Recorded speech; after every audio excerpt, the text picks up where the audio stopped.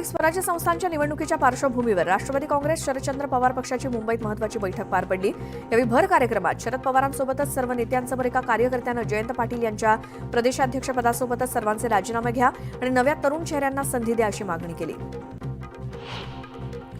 विधानसभेतील अपयशानंतर जयंत पाटील नाराज आहेत। यावेळी त्यांनी 8 दिवसात स्वतःहून प्रदेशाध्यक्षपदाचा राजीनामा देतो असं वक्तव्य केल्यानं चर्चांना उधाण आलं। त्यामुळे आता शरद पवार गटाचा नवा प्रदेशाध्यक्ष कोण असेल याकडे सर्वांचं लक्ष लागलंय। मुख्यमंत्री देवेंद्र फडणवीस आज चंद्रपूरचा दौरा करणार आहेत। प्रियदर्शनी सभागृहातील आयोजित कार्यक्रमाला ते उपस्थित राहतील। तर मुख्यमंत्र्यांच्या या दौऱ्याच्या पार्श्वभूमीवर शहरातील वाहतुकीत बदल करण्यात आले। पालघरमध्ये मनसेला मोठा धक्का बसलाय। मनसेचे पालघर जिल्हाध्यक्ष समीर मोरे, जिल्हा सचिव दिनेश गवई यांच्यासोबतच जिल्ह्यातील 30 ते 32 प्रमुख पदाधिकाऱ्यांनी कार्यकर्त्यांसोबतच शिवसेनेत प्रवेश केला। उपमुख्यमंत्री एकनाथ शिंदे यांच्या उपस्थितीत हा पक्षप्रवेश पार पडला।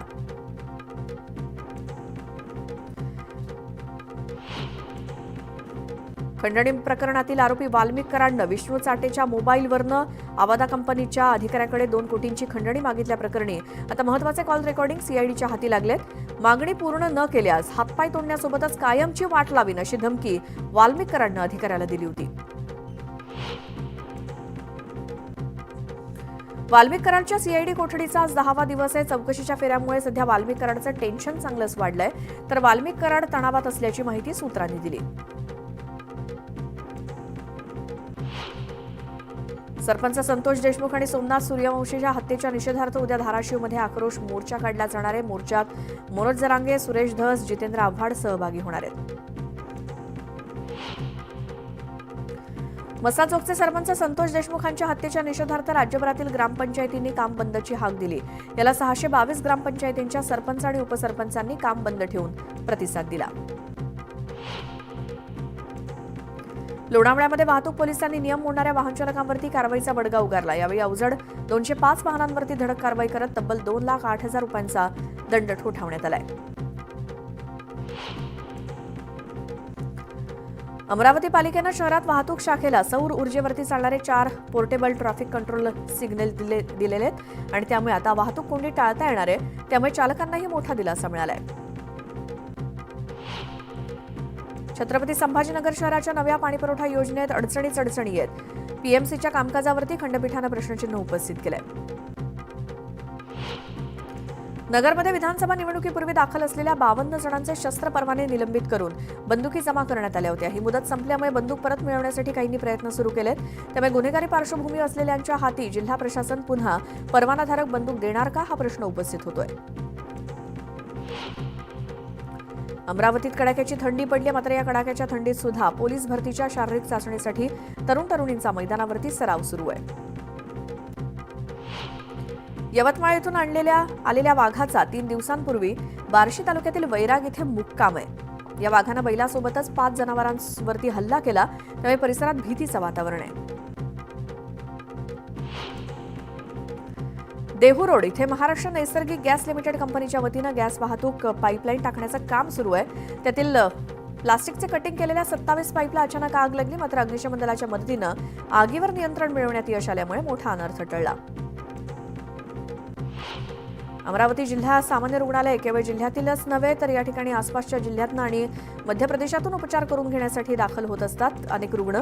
तर 400 बेड्सची क्षमता असलेल्या रुग्णालयात अनेकदा 500 ते 600च्या वर रुग्ण उपचारासाठी दाखल होतात। त्यामुळे कित्येकदा एकाच बेडवरती तर कधी खाली जमिनीवरती झोपून उपचार केले जातात। कर्मचाऱ्यांच्या कमतरतेमुळे हे प्रीफॅब रुग्णालय आता भंगार साहित्य ठेवण्याचं ठिकाण बनलंय।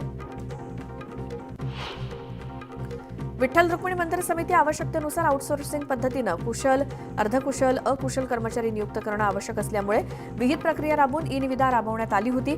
करारनाम्यातील अटी शर्तींचं पालन होत नसल्यामुळे त्यांचा ठेका रद्द करण्यात आल्याची माहिती कार्यकारी अधिकारी राजेंद्र शेळके यांनी दिली। अखंड महाराष्ट्रासोबतच परराज्यातील भाविकांचं आराध्य दैवत असलेल्या पाली येथील खंडोबा यात्रेला आजपासून सुरुवात होते। उद्या या यात्रेचा मुख्य दिवस आहे। या पार्श्वभूमीवर मंदिराला आकर्षक विद्युत रोषणाई करण्यात आली आहे। उद्या गोरज मुहूर्तावर खंडोबा आणि म्हाळसाचा विवाह सोहळा पार पडणार आहे। यावेळी भाविकांनी दर्शनासाठी मोठी गर्दी केली। छत्रपती संभाजीनगर जिल्ह्यात मुलींच्या जन्मदरात घट झाल्यामुळे अवैध गर्भलिंग चाचणी विरोधात जिल्हाधिकारी आक्रमक झाले। गर्भलिंग निदान चाचणीची माहिती देणाऱ्याला बक्षीस 1 लाखांचं दिलं जाईल, अशी घोषणा जिल्हाधिकाऱ्यांनी केली. भुसावळ शहर आणि रेल्वे विभागाला पाणीपुरवठा करणाऱ्या तापी नदीतील अप्पर आणि निम्न बंधाऱ्यातील जलसाठा कमी झालाय.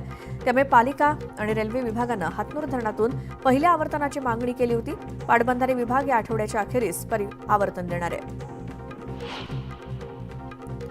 देशात नैसर्गिक शेतीला प्रोत्साहन देण्यासाठी national mission on natural farming ही योजना प्रस्तावित करण्यात आली आहे. त्यानुसार खानदेशातील 6000 हेक्टर क्षेत्रामध्ये 120 गटांच्या माध्यमातून नैसर्गिक शेती फुलवली जाणार आहे. त्यात जळगावमधील 3500 हेक्टर क्षेत्राचं उद्दिष्ट आहे. जळगाव जिल्ह्यातील रावेर तालुक्यातील केळी उत्पादक शेतकऱ्यांनी केळीचा पीक विमा काढला. मात्र सुमारे 3000 शेतकऱ्यांची नावं विमा कंपनीच्या पोर्टलवरती दाखल झालेली नाहीत. त्यामुळे रावेरसोबतच जिल्ह्यात संतप्त सूर आहे. वर्धा जिल्ह्यामध्ये नाफेडनं 76,213 क्विंटल सोयाबीनची खरेदी केली. जिल्ह्यात 9000 शेतकऱ्यांनी यासाठी नोंदणी केली असून आतापर्यंत 3815 शेतकऱ्यांकडून सोयाबीनची खरेदी करण्यात आली आहे. डेंग्यू विषाणू संदर्भात औषधं विकसित करण्यासंदर्भात बामू विद्यापीठानं करार केलाय. बाबासाहेब आंबेडकर मराठवाडा विद्यापीठ आणि राष्ट्रीय विषाणू विज्ञान संस्था पुणे यांच्यात सामंजस्य करार करण्यात आलाय. वर्ध्याच्या सेलू आणि वर्धा तालुक्यातील पाणी टंचाईचा आढावा घेण्यासाठी राज्यमंत्री पंकज भोयर यांच्या उपस्थितीत बैठक झाली. आढावा घेऊन जिल्हाधिकाऱ्यांकडे त्याचा अहवाल पाठवण्याचे निर्देश भोयर यांनी दिले. थंडीचा जोर वाढल्यानं त्याचा थेट परिणाम रेल्वे गाड्यांच्या वेळापत्रकावरती होतोय. सचखंड एक्सप्रेस तब्बल 26 तास विलंबानं धावतीये, तर इतर 7 गाड्यांना उशीर झाल्यामुळे प्रवाशांना रेल्वे स्थानकातच थंडीत कुडकुडावं लागतंय. मागील काही दिवसांपासून तापमानात घसरण झाल्यामुळे विदर्भासोबतच नागपुरात थंडीची लाट आली आहे. नागपूरचा पारा 8 अंशांवरती गेलाय. नागपूरकरांना बोचऱ्या थंडीचा सामना करावा लागतोय. शिर्डीतील साई प्रसादालयातील भोजन प्रसाद हा सशुल्क करण्याचा प्रस्ताव साईबाबा संस्थाननं तदर्थ समितीला निवडणुकांपूर्वी सादर केल्याचं समोर आलंय. मात्र अद्यापही त्यावर निर्णय घेतलेला नाही, तरी तो समितीच्या विचाराधीन असल्याचं समजतंय. झुडपात बसलेल्या वाघासोबत सेल्फी काढून दगड फेकून मारल्याचा संतापजनक प्रकार तईबुज या परिसरामध्ये घडला. याची दखल वन विभागानं घेतली असून सेल्फी काढणारे आणि दगड मारणाऱ्यांची चौकशी सुरू केल्याची माहिती वन परिक्षेत्र अधिकाऱ्यांनी दिली. शेगावच्या 4 गावातील केसगळतीची लागण आता 11 गावांमध्ये पोहोचली आहे. त्वचा तज्ज्ञांच्या सूचनांनुसार या भागातील पाण्यातील लीड आणि आर्सेनिकच्या प्रमाणाच्या तपासणीसाठी पाण्याचे नमुने नागपुरातल्या प्रयोगशाळेत पाठवले गेलेत. नाशिकच्या मध्यवर्ती कारागृहात मोबाईल आढळून आल्यानं खळबळ उडाली. तंबाखूच्या पिशवीमध्ये गुंडाळून जमिनीत पुरलेला मोबाईल जेलमधल्या एका कर्मचाऱ्याला सापडला. या प्रकरणी अज्ञाताविरोधात गुन्हा दाखल झालाय. कोल्हापुरातील एका किराणा दुकानावर हल्ला झाला. मालकानं लहान मुलांना हटकल्यामुळे दुकानदाराला जीवे मारण्याची धमकी देत कोयत्यानं हल्ला करण्यात आला. या प्रकरणी पोलिसांनी 3घांवर गुन्हा दाखल केलाय.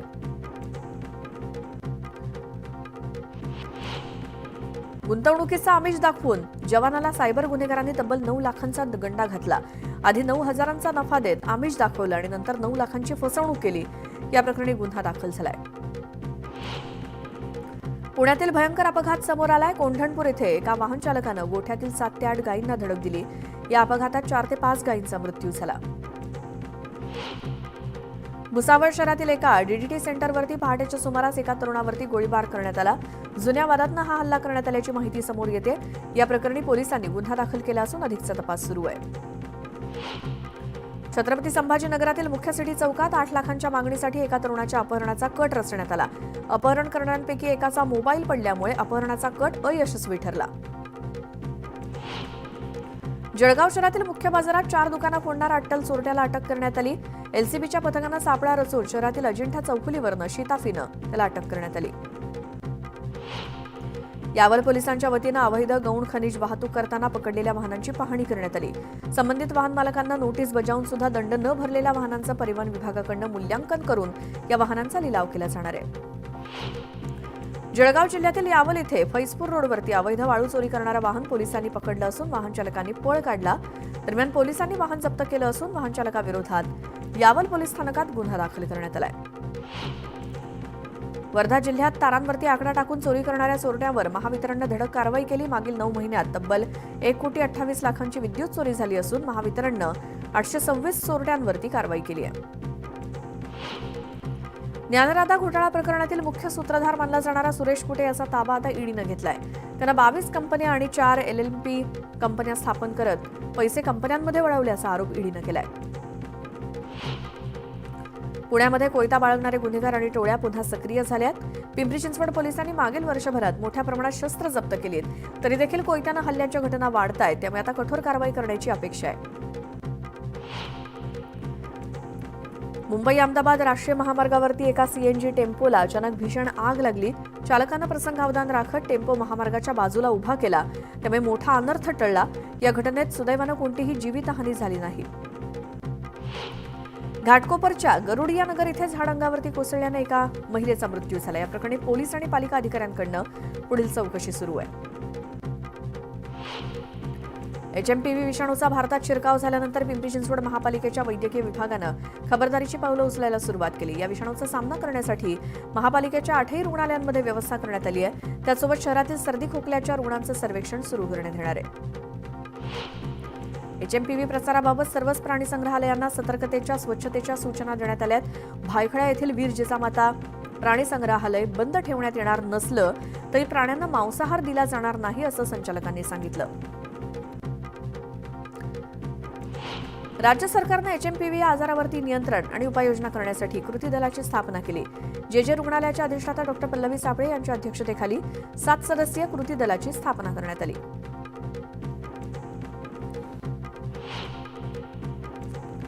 एक मोठी बातमी येते. मुंबईतल्या वांद्रे इथल्या खेरवाडी परिसरात धक्कादायक प्रकार उघडकीस आलाय. वांद्र्यातल्या वाय कॉलनीमध्ये एका आईनंच मुलाची हत्या केली आहे. हत्या केलेल्या मुलाचं वय हे 10 वर्ष आहे. रात्री 7:45च्या सुमारास आईनं आपल्या मुलाचीच हत्या केली आणि मुलाच्या आईला पोलिसांनी आता ताब्यात घेतलंय. हत्या करण्यामागचं कारण मात्र अद्याप अस्पष्ट आहे. मात्र मुंबईतल्या वांद्र्यामध्ये खेरवाडी इथे काल रात्री 7:45च्या सुमारास एका आईनं आपल्या 10 वर्षीय मुलाची हत्या केल्याचा एक धक्कादायक प्रकार समोर आलाय. मात्र या मुलाची हत्या करण्यामागचं कारण काय हे अद्याप समजू शकलेलं नाही. मात्र या मुलाच्या आईला पोलिसांनी ताब्यात घेतलंय.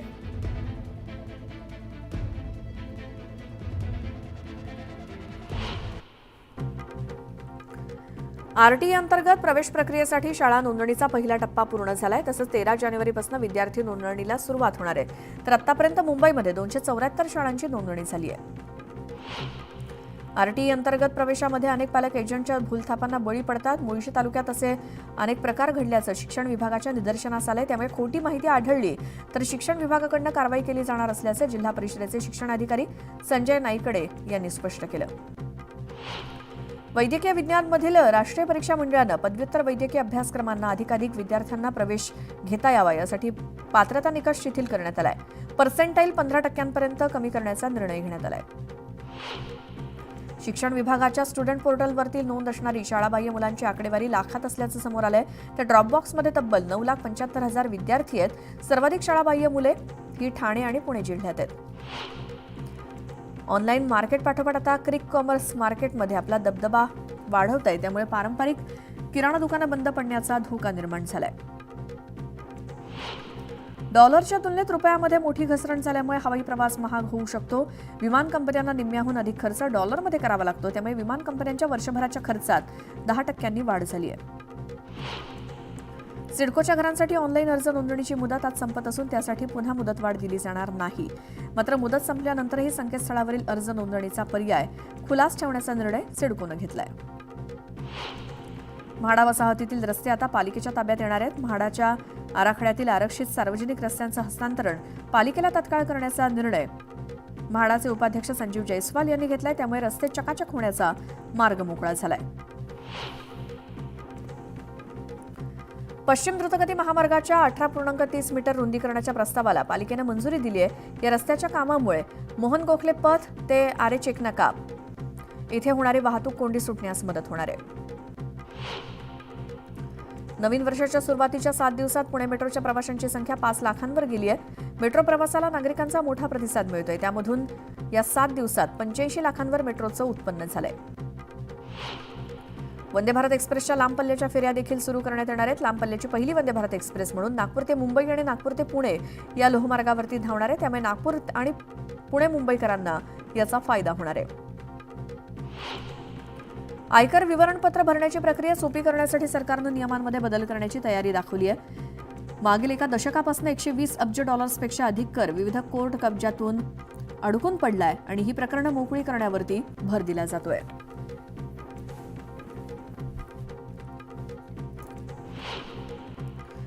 त्यानंतर एक मोठी बातमी येते. बीएमसी निवडणुकीच्या पार्श्वभूमीवर ठाकरे गटात नाराजीचा सूर आहे. ठाकरे गटाच्या नगरसेवकांचा हा नाराजीचा सूर असल्याची माहिती सूत्रांनी दिली आहे. नगरसेवकांना विचारात घेतलं जात नसल्याची तक्रार आहे आणि मातोश्रीवरच्या बैठकांमध्ये डावललं जात असल्याचा आरोप नगरसेवकांनी केला असं सूत्रांकडून कळतंय. नगरसेवकांना विचारात घेतलं जात नाही अशी तक्रार आहे त्यांची.